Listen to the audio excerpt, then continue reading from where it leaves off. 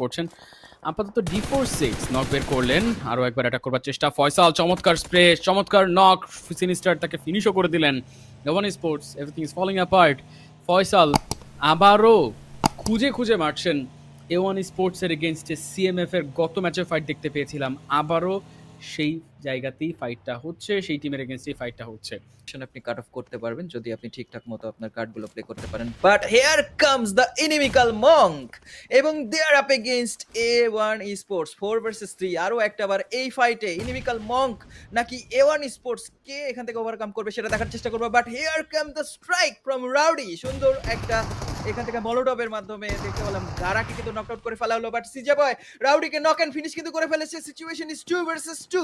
Alpha 49 হাতে রয়েছে S12 কে, দেখতে হবে সেই S12 কে দিয়ে এখান থেকে সে ক্লাচ করতে পারে কি না। এখনো পর্যন্ত হিট স্টর্ম দে আর স্টিল অ্যালাইভ এবং তাদের মাধ্যমে এখনো পর্যন্ত কিন্তু A1 Esports এর এখনো পর্যন্ত তারা অ্যালাইভ থাকছে। দেখতে পাচ্ছি ওদিকে স্কাইফল সেও কিন্তু এলিমিনেট হয়ে গিয়েছে। অপরদিকে আমি দেখতে পারলাম যে ডেথস্টর্ম আরো একটা এলিমিনেশন পয়েন্ট এখান থেকে সিকিউর করে ফেলবে। দান্তে এবারে চেষ্টা করছে অ্যাঙ্গেল গুলো কভার আপ করার, একটা মলোটপ করে এখান থেকে যেই পুশটা দিচ্ছে ওয়ান সেটা কিন্তু এখান থেকে তিনি মোকাবেলা করার চেষ্টা করছেন। বাট ডেথস্টর্ম তারা কি থামবে এখান থেকে নাকি ইনিমিক্যাল মঙ্ক আরো একটা বার পরাজিত হবে 2 ভার্সেস 3 এই সিচুয়েশনে? দেখতে হবে। আপাতত দুজন আছে, ডেথস্টর্ম এবং হিটম্যান, তারা দুজনে মিলে এখান থেকে প্রতিরোধ করে তোলবার চেষ্টা করছেন। Not only inimical monkey sports, third পার্টিও এখান থেকে আসছে। সেটা থেকে সার্ভাইভ করা, সেটা থেকে বেঁচে থাকা, বাউন্স ব্যাক করা will be very difficult. ইনিমিক্যাল monkey sports এবং সিএমএফি স্পোর্টস দুটো দল একসাথে ঘিরে ধরেছে A1 Esports কে। ডেথস্টর্ম তার দিকে গ্রেনেড ছুড়ে মারা হচ্ছে একের পর এক, যাওয়ার কোনো জায়গা নেই, বেরিয়ে আসতেই হলো কম্পাউন্ড ছেড়ে। এবার তার উপরে সরাসরি আক্রমণ হয়ে যেতে পারে। 2 ভার্সেস 1 ফর হিটম্যান। তার জীবনের সেরা একটি ক্লাচ এখানে খেলতেই হবে যদি চ্যাম্পিয়ন হতে চায় A1 Esports। এন্ড হিটম্যান একটা নক বেরও করে ফেলেছেন। Alpha 49 is knocked out. Close রেঞ্জে গারা ফাইট নেওয়ার জন্য প্রস্তুত। Dante he is also taken down. নাইটের কাছ থেকে আসা মিস্টেক এবং A1 হিটম্যান ক্লাচ করলেন। তারা একটা টিমকে আটকে দিয়েছেন, বাট সিএমএফ স্পোর্টসকে কি আটকানো যাবে? একই সাথে জোনের ড্যামেজের ব্যাপারেও চিন্তা করতে হবে। This is stage 4। জোন এখনো প্রায় 350 মিটার দূরে অবস্থান করছে। ভেতরেও যেতে পারছেন না, বাইরেও থাকতে পারছেন না, ডানে গেলেও বিপদ, বামে গেলেও বিপদ। ফিনিশ হয়ে গেছে পুরো সিএমএফ এর স্কোয়াড। তবে A1 Esports এবার ফাইট নিতে এসেছে খুবই ক্রিটিক্যাল একটা জায়গাতে। এই ফাইট নেওয়াটা কি ওয়াইজ ডিসিশন হচ্ছে? কারণ দুটো টিম আছে। অ্যান্ড রাউডি দান্তের উপরে ড্যামেজ দিয়ে দিল। দান্তে যখন ফাইট করছিল ডিফারেন্ট অ্যাঙ্গেলে, ডিফারেন্ট জায়গায়, তখন রাউডি ইন্টারফেয়ার করেছে মাঝখানে। দান্তে সাইড থেকে আবারও ঘুরে দাঁড়ানোর চেষ্টা করছেন। এখনো পর্যন্ত X1 স্পোর্টসও আছে এখানে। Third party is inevitable. যে দল থার্ড পার্টির অ্যাডভান্টেজ কাজে লাগাতে পারবে সে দল এখান থেকে সবচাইতে বেশি ফায়দা নিজের কাছে নিতে পারবে। এসএম শট দিয়েই যাচ্ছেন।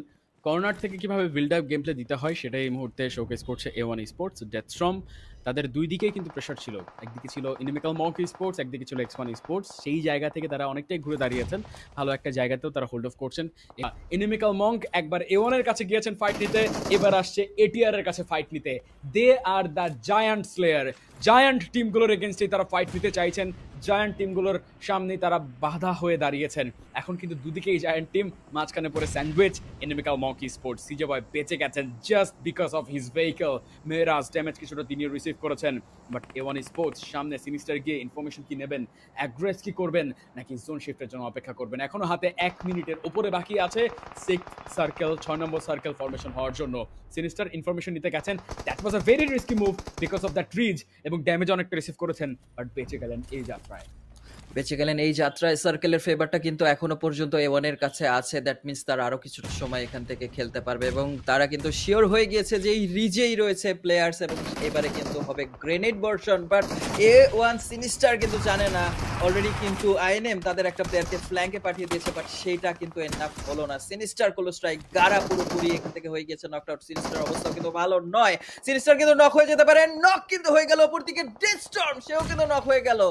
ব্যাক টু ব্যাক নকস কিন্তু আসছে এখান থেকে INM স্পোর্টস এর কাছ থেকে। সিজে বয় এবারে তার সেই ককরোচ ভেহিকেলটা নিয়ে আরো একবার পার্টিতে জয়েন করার চেষ্টা করলো এবং দেখতে হবে শেষ পর্যন্ত রাউডি এই খানে আসলে বাধা হয়ে দাঁড়াতে পারে কিনা সিজে বয়ের জন্য দেখতে হবে সিজে বয় এখান থেকে এলিমিনেট করতে পারে কিনা আইনেম ভার্সেস এ1 এই ফাইটটা কিন্তু আমরা বারবার হতে দেখতে পাচ্ছি আরো একটা বার এ1 ভার্সেস আইনেমের এই ফাইটে কারা জয়লাভ করবে সেটা কিন্তু দেখার চেষ্টা করবো রাউডি হাতে কিন্তু রয়েছে একটা গ্রেনেড এই গ্রেনেডটা কানেক্ট করতে পারলে কিন্তু মাল্টিপল ক্যাজুয়ালিটিস হতে পারে বাট সেটা কিন্তু হয়নি এখনো পর্যন্ত মিনওয়াইল মেহরাজ সেও কিন্তু কানেক্ট করে ফেলেছে নিজের টিমের সাথে এবং আরো একটা বার রাউডিকে এবার নিতে হবে একটা 1 ভার্সেস 2 ফাইট খুবই ডিফিকাল্ট একটা সিচুয়েশন দেখতে হবে শেষ পর্যন্ত রাউডি এখানে বাঁচতে পারে কিনা গারা সেও কিন্তু পার্টিতে জয়েন করলো but Rowdy what has he done oh my god এত কিছুর মাঝখানে ভেহিকল নিয়ে সে কিন্তু সার্ভাইভ করে গেল স্টোরিটা কিন্তু এখনো পর্যন্ত বলার জন্য সে এখানে সার্ভাইভ করে গেল এবং সার্কেলের ভিতরেও কিন্তু তাকে আমরা এন্ট্রি